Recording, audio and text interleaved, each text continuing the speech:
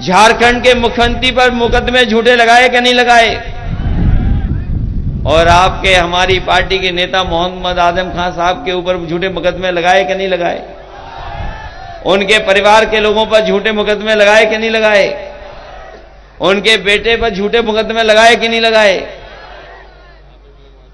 एक ही रास्ता है हम लोगों के सामने, इन्हें भारतीय जनता पार्टी के लोगों को सबक सिखाना है, तभी हमारे मुकदमे वापिस भी होंगे और झूठे जो फंसाए जा रहे हैं वो मामले भी खत्म होंगे।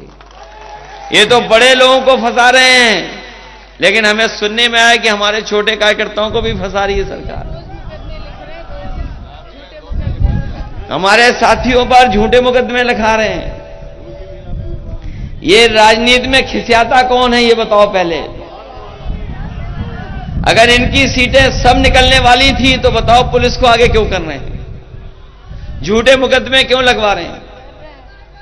ये इसलिए लगवा रहे हैं क्योंकि वो हार के डर से ये पुलिस को आगे कर रहे हैं, प्रशासन को आगे कर रहे हैं।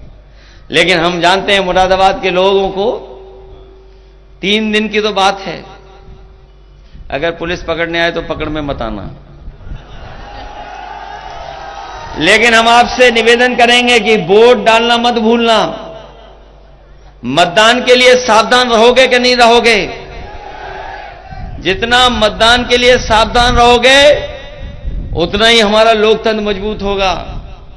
और अपने बूथ की चौकीदारी करोगे कि नहीं करोगे? अगर बूथ की चौकीदारी कर लोगे तो आपका कोई मुकाबला नहीं कर सकता है। वैसे तो यहां के लोग वोट बहुत डालते हैं, इतना वोट डालते हैं कि जाने कितने से जीत हो जाती है।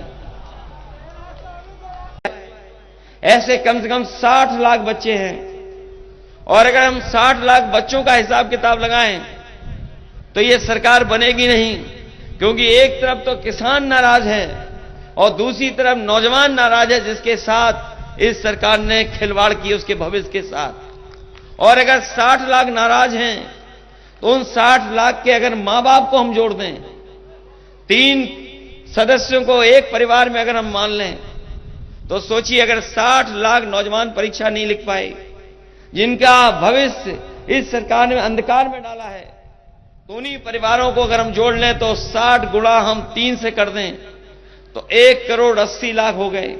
और 1 करोड़ 80 लाख को अगर हम 80 से भाग दे दें तो हर लोकसभा में भारतीय जनता पार्टी का 2,25,000 वोट कम हुआ है। तो 2,025 लाख जिस पार्टी का एक लोकसभा में वोट कम हो जाएगा तो वो 400 पार कहां से करेंगे? ये बात आपको पता है कि नहीं पता है? पेपर लीक हुए हैं।